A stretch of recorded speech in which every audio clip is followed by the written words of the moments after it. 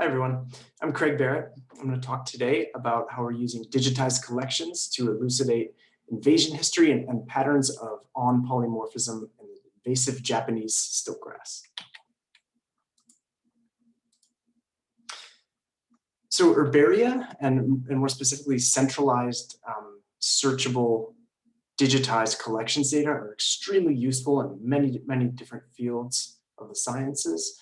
In biology, that can be anything from macroecology, evolution, climate change, systematics, population biology, agronomy, and what I'm going to talk about today is invasion history, so invasive species biology.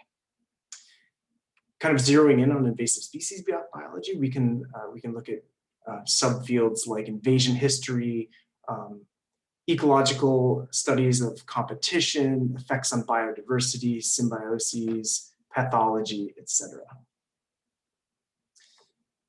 More specifically, I'm going to talk about trait evolution and ecology. I'm going to focus on one trait specifically in Japanese stiltgrass throughout the rest of this talk. And if you're interested in invasive species biology, right now there's a symposium going on called the Botany of Invasion. So if you get a chance, check that out. Okay, so Japanese stiltgrass was probably introduced as packing material for porcelain from Asia. The first US record is from 1919 near Knoxville, Tennessee. It's now spread to something like 30 states in the US.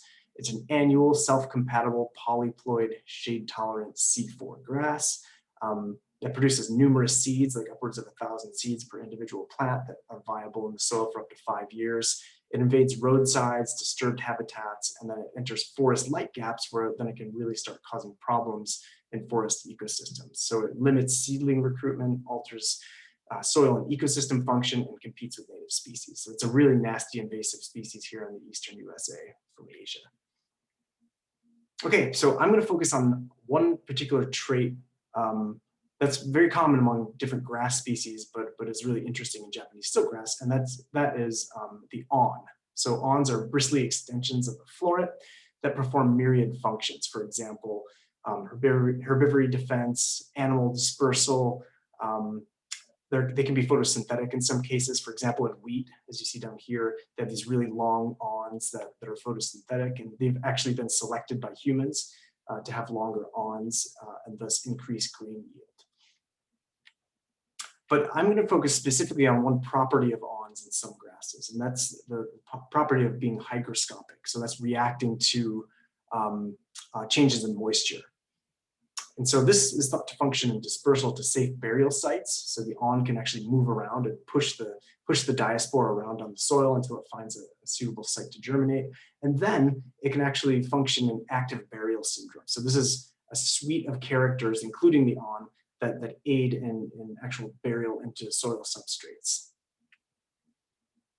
So hygroscopic awn movement can promote active burial. So along with hairs, the awn, and other characters, the awn is actually able to push or drill the diaspora down into the soil.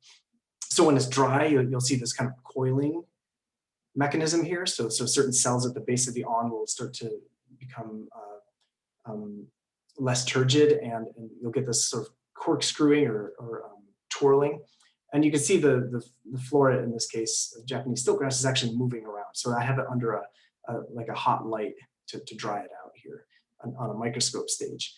And then when it gets humid, that awn will straighten back out. And then so that's thought to actually drill the diaspora into the substrate.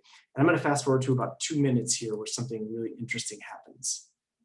So it just kind of like jumps off the microscope stage, and I had to go find it in the lab so it didn't become another invasion of Japanese stiltgrass here. So it very much is hygroscopic in Japanese stiltgrass. And if you're more interested in awns from kind of a broad macroevolutionary perspective, check out this talk on Friday, July 23rd at 10:30 a.m. by Toby Kellogg's group.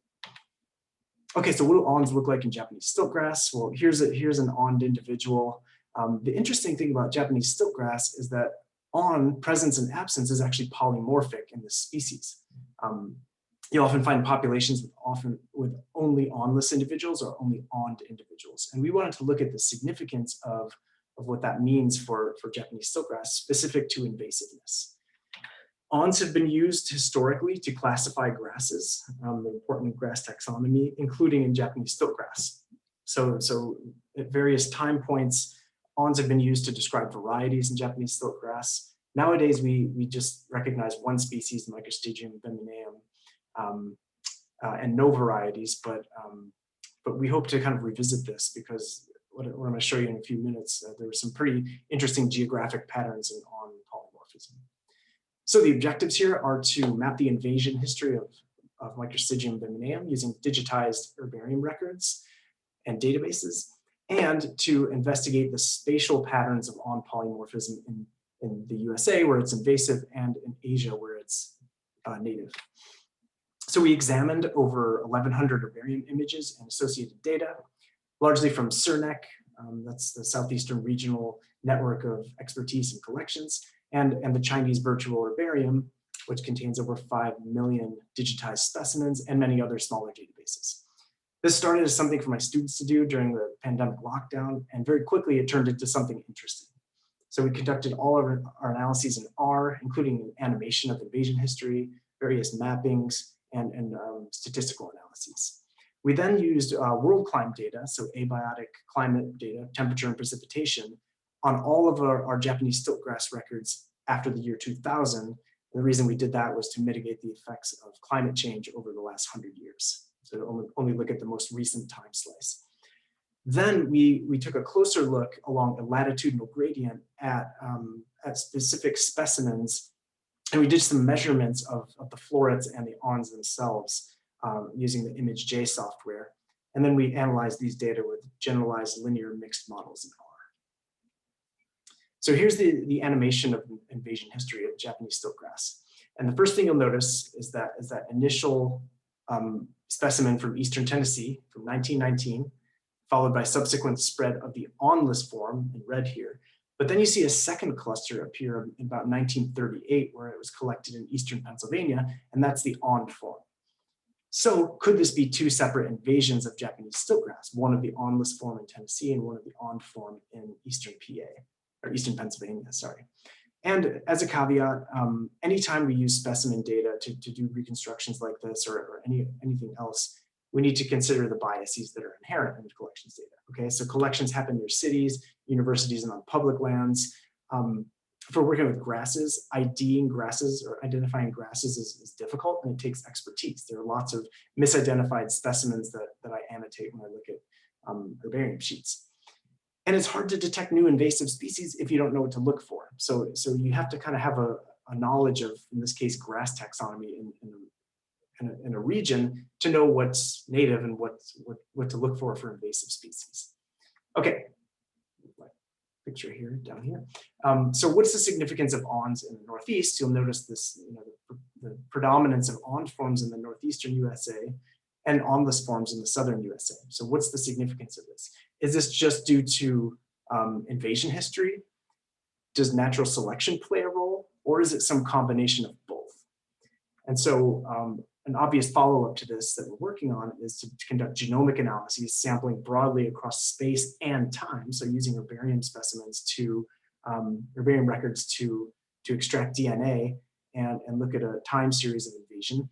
We're using common garden and reciprocal transplant experiments from all over the USA and Asia to look at fitness differences and other phenotypic differences in Japanese stiltgrass populations. And lastly, what I'm going to talk about for the most part today is to compare patterns of awn polymorphism in the native range in Asia and in the invasive range here in the USA. Okay, so here's the initial mapping we did of awn presence and absence. So we depicted this as the proportion of awned individuals. We had to use centroids, and so here we use Chinese provinces, Japanese prefectures, US states, for example. We did that because for a lot of the Asian records, the georeference data was not entered into the database, and you had to go to the labels to read the locality information. Well, I don't read Chinese very well. Definitely don't read Korean or Japanese very well. So, so we had to use centroids, but you can still see a pattern here. And the pattern is a predominance of awnless forms at lower latitudes and then OND forms at higher latitudes. You can see that in Asia, and you can definitely see it in the USA here in the invasive range. So what's causing this? Okay, so if we plot latitude versus the proportion of OND individuals per centroid, we can see that there's a very strong relationship with latitude here. So the farther north you are, the more likely you are to be OND. There are some outliers in the Asian data, for example, Sumatra and the Philippines, which are islands, obviously. So they kind of weaken this relationship a little bit. If you remove it, this becomes a much stronger relationship. But you can see the pattern very clearly and much more clearly in the invasive range here in the USA. So this suggests that natural selection may be playing a role in the presence or absence of ONDs, both in the native and invasive range. So this to me, this is pretty good evidence that something interesting is going on here. Okay, so we conducted a principal component analysis of 19 bioclimate variables. These are various temperature and precipitation variables based on a correlation matrix. And what you can see is that the first principal component, whether we're looking at precipitation or temperature or both, does a pretty good job of differentiating between OND and ONDless forms. But there's some overlap, so that's going to come into question here in a few minutes.